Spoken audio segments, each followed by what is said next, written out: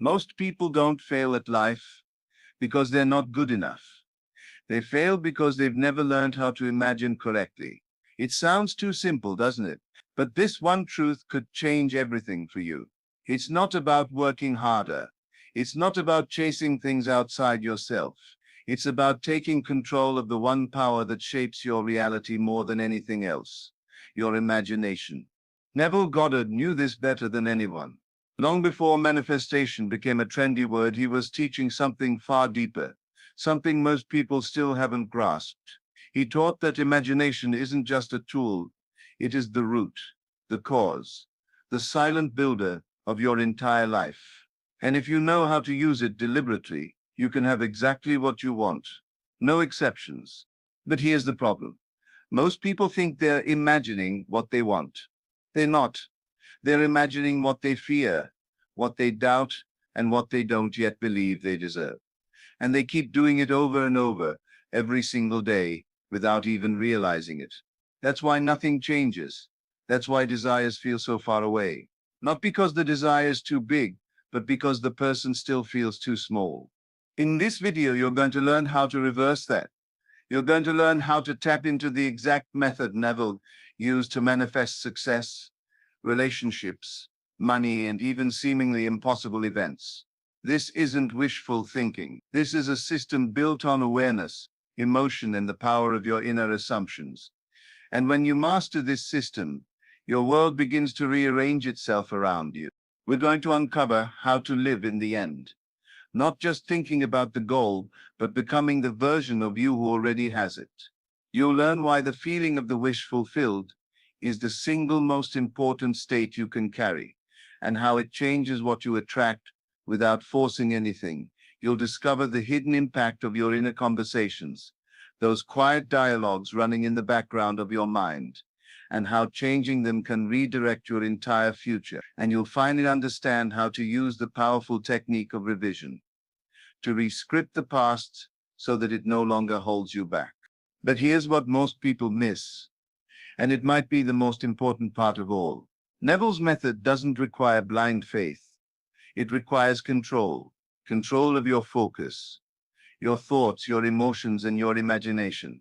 It's about becoming conscious, about stepping out of autopilot and realizing that nothing around you is fixed. It's all soft clay, waiting to be shaped by the hand of your mind. There's a reason Neville said, dare to believe in the reality of your assumption and watch the world play its part relative to its fulfillment. He wasn't exaggerating. This has worked for countless people. And if you stay with us and, more importantly, apply what you learn, you could be one of them. So let me ask you, what do you really want? Not what you think you can get, not what others told you was possible, but what your heart truly desires. Picture it, feel it. Then ask yourself this: who would I be if I already had it? That's where we begin. In this journey together, you're going to learn how to imagine in a way that the world cannot ignore. You're going to see the difference between passive daydreaming and active creation. You'll realize that it's not about forcing anything to happen, it's about assuming it has already happened and allowing your life to rise to match your inner world. Stay with us till the end, because this video is more than just words, it's a key. And once you understand what Neville taught, you'll never see yourself or your world the same way again. Welcome to Ignis Mindset, where your transformation begins within. If you're ready to finally learn how to manifest what you really want, not just talk about it, not just wish for it, but actually live it, then subscribe now, because this is where we turn thought into form, and your new reality starts here. Before we talk about manifesting what you want, we must first understand the power behind all creation: imagination. Neville Goddard believed that everything begins and ends in imagination. He didn't say this lightly. He once declared, man is all imagination, and God is man and exists in us, and we in him. This wasn't poetry. It was the foundation of his entire teaching. Your imagination is not a passive space where dreams go to die. It is the creative force itself. The inner world you dwell in mentally, emotionally, and vividly is what gives birth to the outer world you experience every single day. We often move through life, unaware of just how much we are imagining and how frequently we are doing it destructively. Think about the small scenes you replay in your head. Worries about tomorrow, anger about yesterday, quiet doubts in the present. Each of these mental images is a seed. You plant it, water it with emotion, and without even noticing it begins to grow into the very reality you didn't want. Neville taught that the imagination, once awakened and directed consciously, is the beginning of all deliberate change. This isn't about visualizing once and forgetting it. It's about shifting your inner state so completely that the outer world has no choice but to reflect it. The most dangerous thing isn't failure, it's unconscious creation. Most people live as victims to their imagination rather than masters of it. To become the master, you must first become aware. Sit with your thoughts. Observe what you're playing in your inner theater. What scenes run the most often? What feelings come with them? Do they align with the life you want or the life you fear? Neville would often say that the world is a mirror, reflecting not what you consciously hope for, but what you consistently imagine. Awareness is the first key. The direction is the second. Once you know what you're imagining, the next step is choosing deliberately. Not with force, but with faith. Imagine lovingly. Imagine from the end. Imagine with clarity and persistence. That's when manifestation becomes predictable, because you are no longer reacting, you are creating. But none of this means anything if you haven't yet clarified your desire. This is where many people get stuck.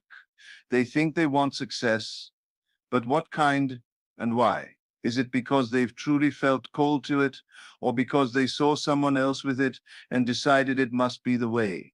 Neville warned against this kind of confusion. He taught that desire must be genuine, internal, and pure.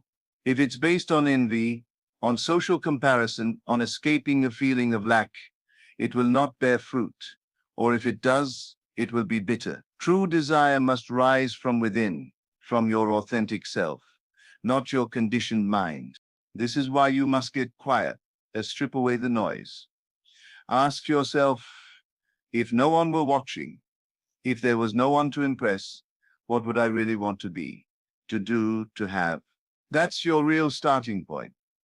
Neville said, a change of feeling is a change of destiny. But how can you feel the wish fulfilled if you don't even know what that wish is? Clarity brings power. When your desire is clear, your imagination has direction. When it's vague, your mind wanders, unsure what to create. This is why defining your desire vividly and specifically is essential. Not only does it strengthen the image in your imagination, it makes the emotional experience real, and that emotional experience is what draws it into being. Let's say someone wants a better job. That's too general. What does better mean? More money? More freedom? A creative outlet? Be precise. Imagine the kind of work that excites you, the environment that energizes you, the people who support your growth. See the desk, hear the sounds, feel the satisfaction as if it's already yours. That's how you turn a vague wish into a living reality. But even with clarity, alignment is everything. The desire must feel true to you. It cannot be borrowed from others. It cannot come from a place of shame or pressure. Neville believed that when you align with your inner self, your desires are already yours in the higher realm. You're not forcing them, you're accepting them. This is why manifestation begins long before anything physical happens. It starts with inner honesty, with taking responsibility for what you truly want and having the courage to imagine it fully. Because the truth is, many people never manifest what they want, simply because they never dared to be specific. They feared disappointment. They feared rejection from the world. But Neville taught that rejection is impossible when you are aligned inwardly. The world cannot reject what you've already accepted within. So pause for a moment and ask yourself, not what should I want, but what do I truly want? Then begin to imagine that scene, not watching it from a distance, but stepping into it, feeling it, living it in the mind so deeply that the world bends around it. That's how creation works. Not with struggle, but with knowing. Not with chasing, but with assuming. and not with desperation, but with clear, confident imagination. Neville Goddard considered the feeling of the wish fulfilled to be the most crucial element in all of conscious creation. More than visualizing, more than affirming, it is the act of entering into the emotional state of already having that which you desire that begins to rewire your inner world. Neville said, assume the feeling of the wish fulfilled and continue feeling that it is fulfilled until that which you feel objectifies itself. This was not philosophy for him, it was fact. The subconscious does not respond to words alone. It responds to feelings, to emotion, to inner conviction. To feel the wish fulfilled is to mentally and emotionally inhabit the world where your desire is already reality. You're not wishing for it.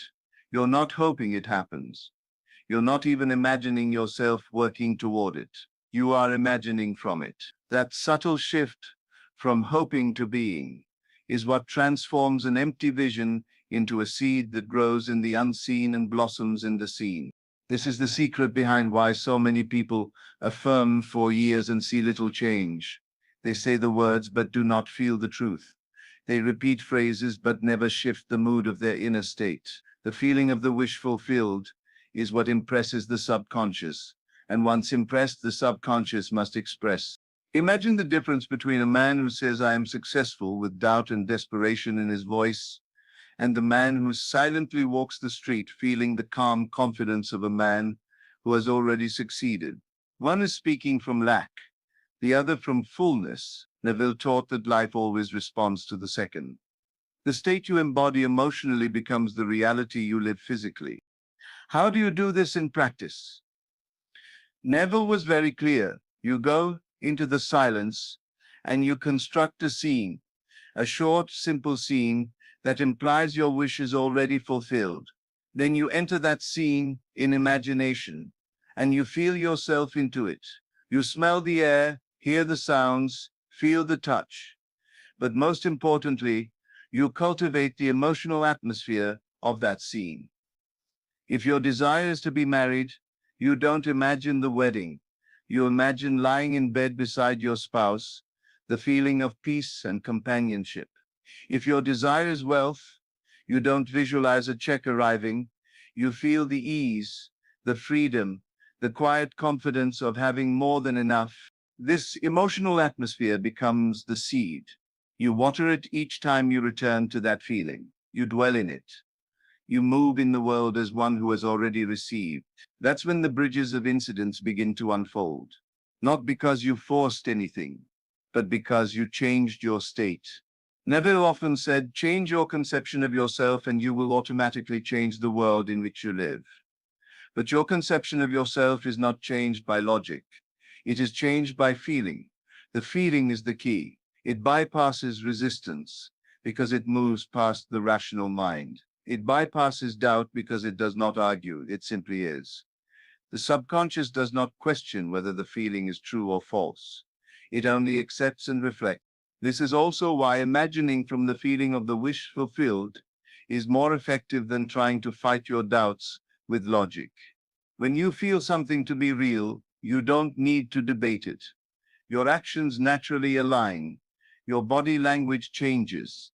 Your tone of voice carries new certainty. Others feel it in you, and the world reflects it back to you.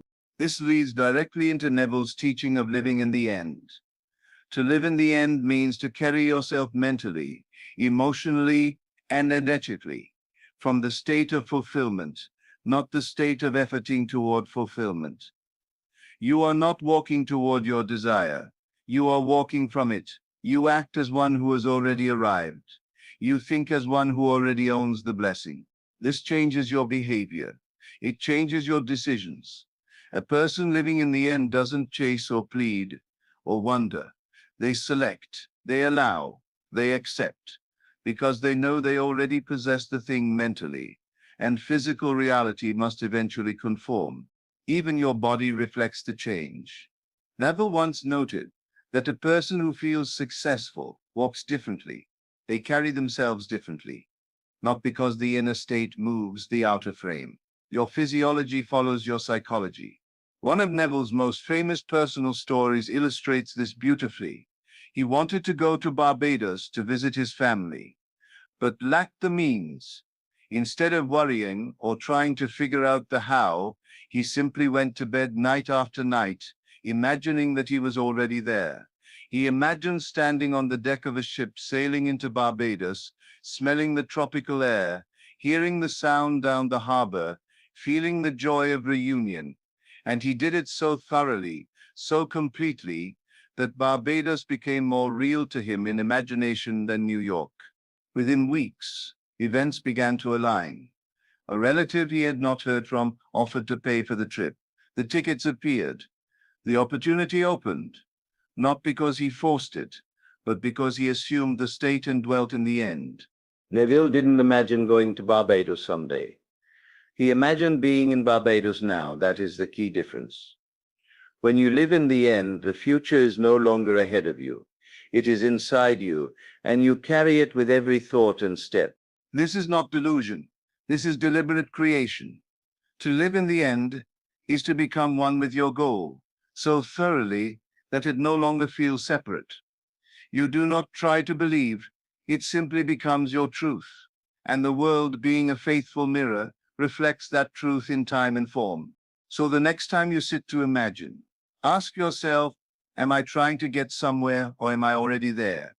Am I feeling the wish as a distant hope, or as a present reality?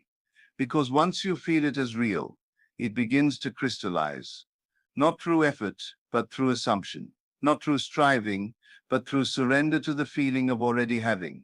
That is how the inner creates the outer. That is how the invisible becomes visible. And that is how the feeling of the wish fulfilled, and the act of living in the end, transforms imagination from a daydream into the most powerful force in your life. Inner conversations are not just idle thoughts that pass through the mind, they are the very blueprints of your external world. Neville Goddard made it abundantly clear, your inner talking mirrors your outer world. This is not metaphor, it is law. The things we whisper to ourselves silently, the repetitive chatter that runs unchecked throughout the day, forms the mold into which our experiences are poured. You are always in conversation with yourself, and the quality of these conversations determines the quality of your life. If you constantly replay thoughts of fear, failure, rejection, or lack, then you are aligning your inner state with those outcomes. These thoughts become assumptions, and those assumptions are accepted by the subconscious as commands. They are not neutral, they are causative. Most people unconsciously manifest what they don't want, simply because they are not aware of the inner script they keep repeating. Neville taught that we must become the master of our inner conversations. And mastery begins with awareness. Start paying attention to the voice inside your mind. What does it say about you, about your future, about your ability to succeed or be loved or prosper? Listen closely, and you will uncover the invisible chains that bind you. The moment you catch yourself thinking in contradiction to your desire, stop, interrupt the pattern. Do not let it run, and then replace it with the inner conversation that matches your wish fulfilled. If your desire is to be healthy, your inner voice should be saying, I feel strong, my body is healing, I am vibrant and whole. These words, spoken silently with conviction, begin to override the old pattern. They install a new mental program that the subconscious accepts as the new truth. It's not about being blindly positive. It's about consciously selecting the conversations that support the reality you choose to live in. This is not fantasy. This is faith. And faith, as Neville defined it, is loyalty to the unseen reality. It is not merely believing in something intangible, but persisting in the assumption that what you have imagined is already true. Your inner conversations must be consistent with the state you wish to occupy. Speak to yourself as the person who already has what they desire, not someone who is trying to get it. Talk to yourself as the man who is already successful, the woman who is already in a loving relationship, the individual who already enjoys peace and prosperity. Over time, this internal narrative becomes your dominant vibration, your felt identity, and your outer world being the reflection of your inner state, must conform. Yet, this process requires mental discipline. Neville emphasized again and again the importance of repetition, persistence, and emotional control. It is not enough to imagine once and walk away. The mind must be trained. The emotional state must be stabilized, and the old self must not be allowed to take root again. Doubt is the great enemy of manifestation. It is subtle. It sneaks in as logical questioning, disguised as caution or realism. But doubt is faith in the opposite outcome. It is belief in the undesired. And as Neville taught, whatever you believe with feeling becomes your world. Many people make great progress in imagining their desire, only to undo it moments later by returning to their old state of consciousness. They imagine abundance in the morning, but speak of lack in the afternoon. They assume success in their meditation, but carry fear throughout their day. This inconsistency weakens the impression upon the subconscious.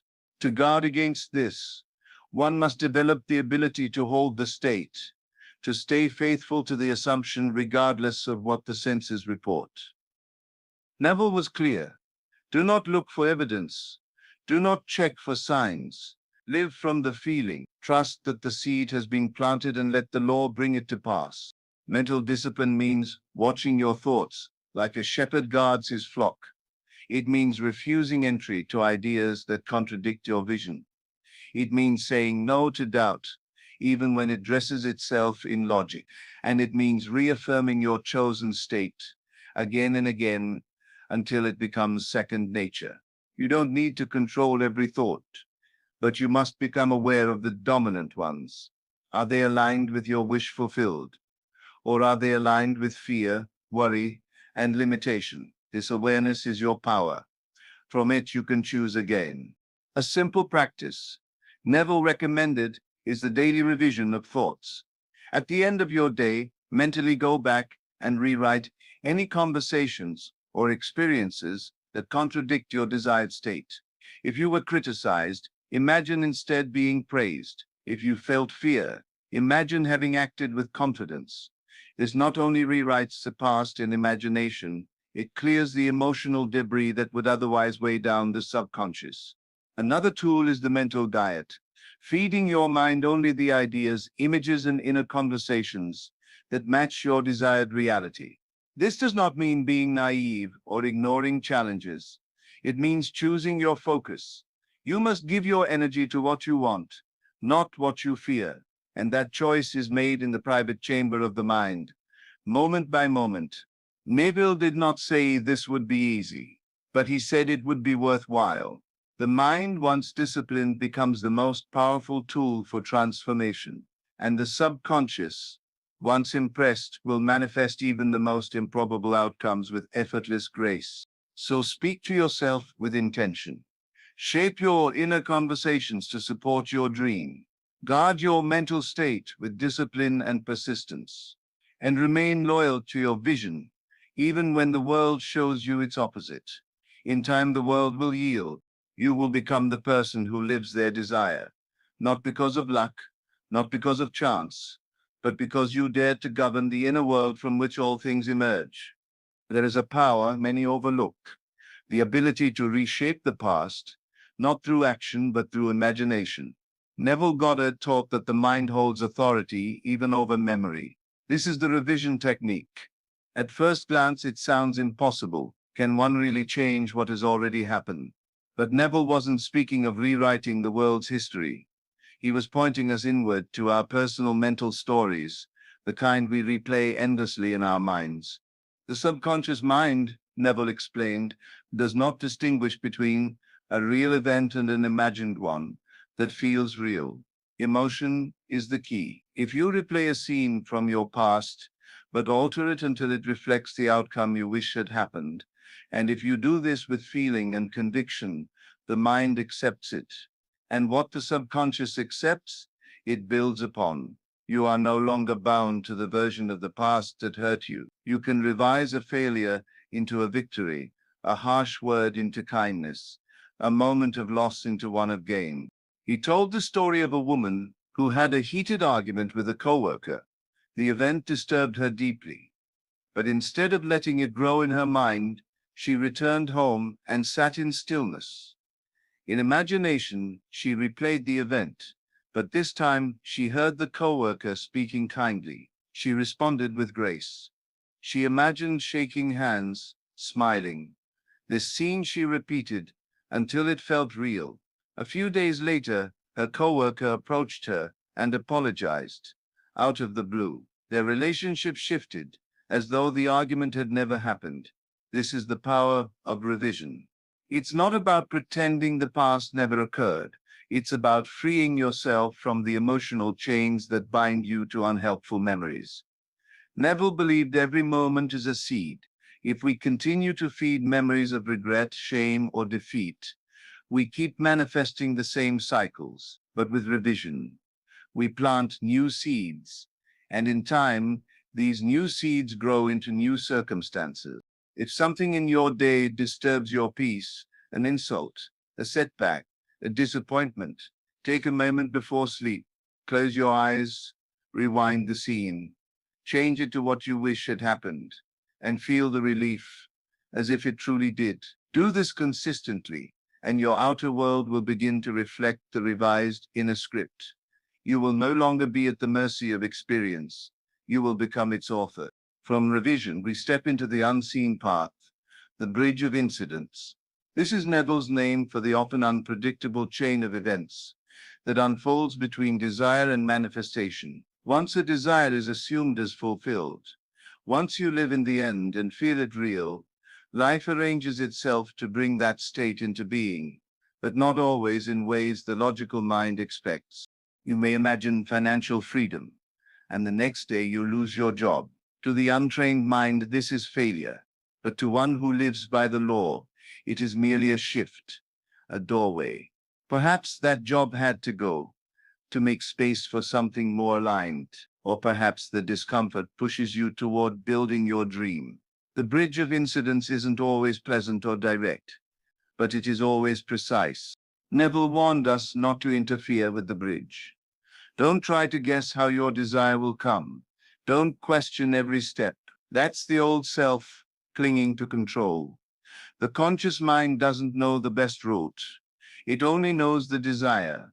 The how is none of your concern. Your only job is to hold the end state, to feel it as real and to walk in faith.